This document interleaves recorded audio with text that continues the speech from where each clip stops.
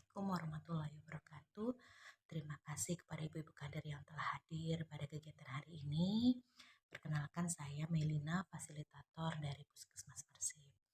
Ibu-ibu sekalian, pada kegiatan hari ini kita akan membahas mengenai pemeriksaan faktor risiko penyakit tidak menular, yaitu pemeriksaan tekanan darah.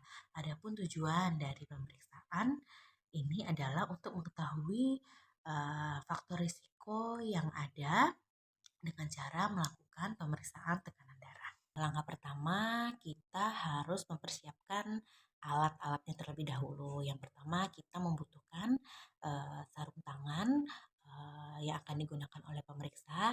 Kemudian yang kedua, kita membutuhkan tensimeter yang digital. Ini adalah tensimeter digital, di mana angka pertama menunjukkan tekanan darah sistolik, yang di bawahnya diastolik, dan yang di bawahnya lagi adalah denyut nadi. Ibu-ibu harus memastikan terlebih dahulu kelayakan dari baterai. Kemudian isi baterai ke dalam tensimeter, kemudian simbol-simbol yang ada di monitor ini akan muncul dalam 3 detik. Setelah itu, posisikan pasien dengan posisi badan yang tegak lurus, kemudian lipat lengan pakaian sehingga manset langsung menyentuh dengan kulit, kemudian letakkan tangan menghadap ke atas sehingga manset sejajar dengan jantung. Kemudian hal-hal yang tidak boleh dilakukan ketika pemeriksaan berlangsung adalah menggantung tangan, jangan berbicara, jangan banyak bergerak, dan jangan memegang manset. Kemudian tekan tombol start untuk memulai pengukuran dan manset akan mengembang. Ketika pengukuran selesai, maka hasil akan muncul dalam 1 menit. Dikatakan tensinya normal apabila didapatkan hasilnya 120/80. Dikatakan prehipertensi apabila hasilnya 120 sampai 139/80 sampai 89. Hipertensi derajat 1 apabila didapatkan tensinya 140 sampai 159 per 90 sampai 99 mm raksa, dan dikatakan hipertensi derajat 2 apabila didapatkan tensinya 160/100. Dari penjelasan saya tadi, apakah dari ibu-ibu sekalian ada yang kurang paham ataupun ada yang ingin bertanya? Dipersilahkan.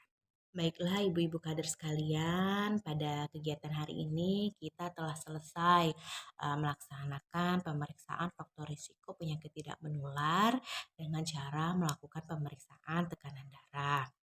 Saya harap ibu-ibu kader dapat mempraktekkan pemeriksaan tersebut kepada pasien-pasien yang ada di posyandu. Dan saya ucapkan terima kasih atas partisipasi ibu-ibu sekalian.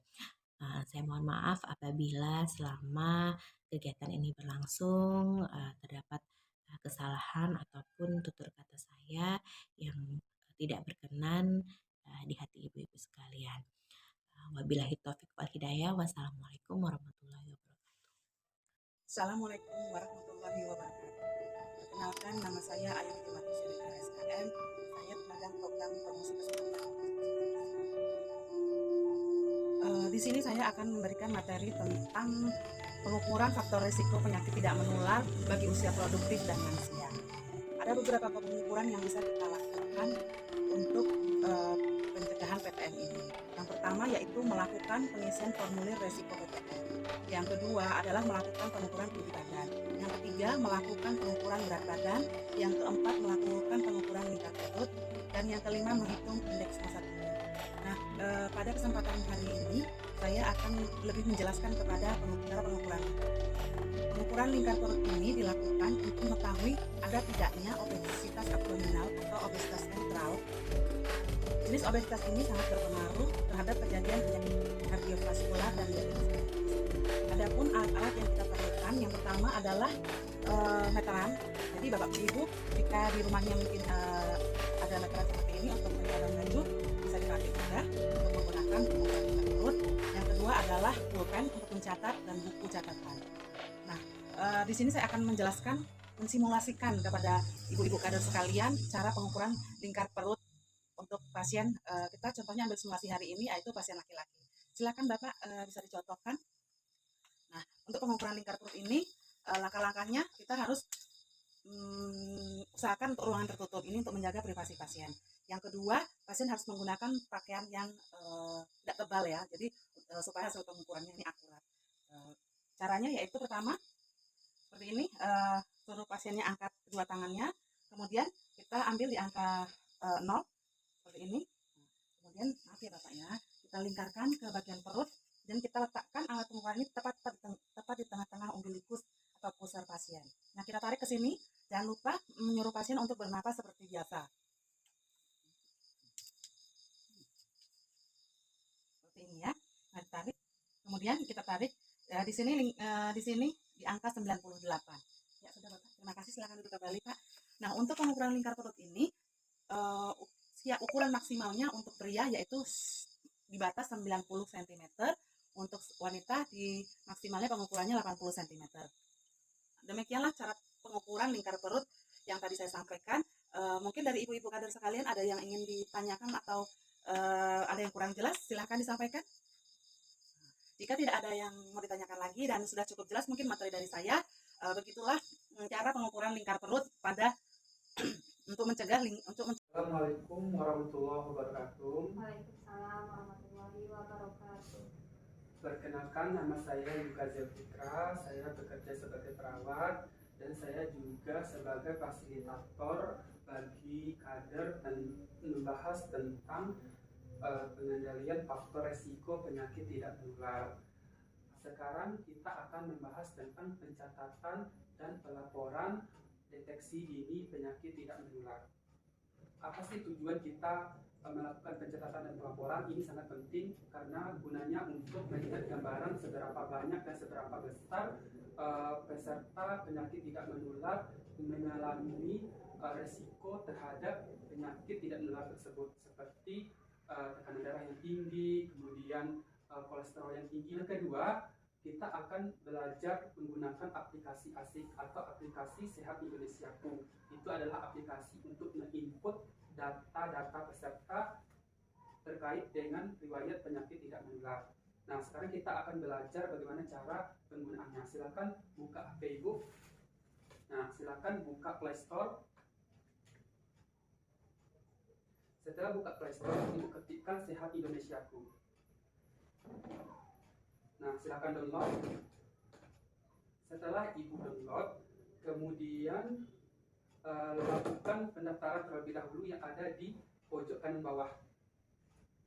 Nah, silakan Ibu pilih Ibu sebagai kader. Setelah itu, masukkan nik Ibu, nama, nomor WhatsApp, provinsi, kecamatan, kemudian puskesmas. Puskesmas Ibu pilih puskesmas Mersik.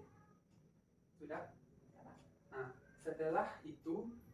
setelah melakukan pendaftaran, kita akan masuk di aplikasi Sehat Indonesiaku dengan cara masukkan nomor WhatsApp yang sudah terdaftar. Setelah itu, klik masuk. Masukkan kode OTP yang sudah dikirim melalui 40. Lanjut. Setelah masuk, kita pilih screening PTM.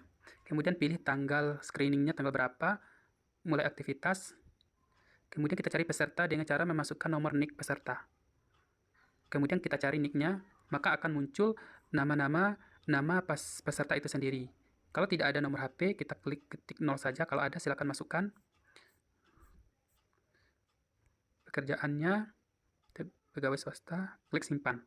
Kemudian kita isi riwayat penyakit keluarga. Isi antropometri sampai selesai, masukkan, kemudian klik simpan dan lakukan sama halnya dengan peserta yang lainnya. Terima kasih. Apakah ada yang ditanyakan? Ya, silakan berdiri. Terima kasih. Izin bertanya, Pak. Jika terjadi kesalahan pada data peserta saat registrasi atau saat pencatatan, apakah data tersebut masih bisa diedit atau dirubah?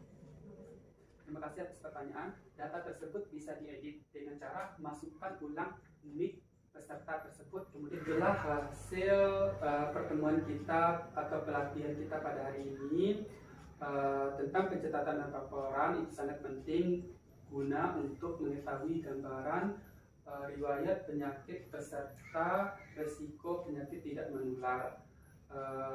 Demikian Demikian dari saya. Apabila terdapat kesalahan saya mohon maaf. Saya tutup dengan Assalamualaikum warahmatullahi wabarakatuh.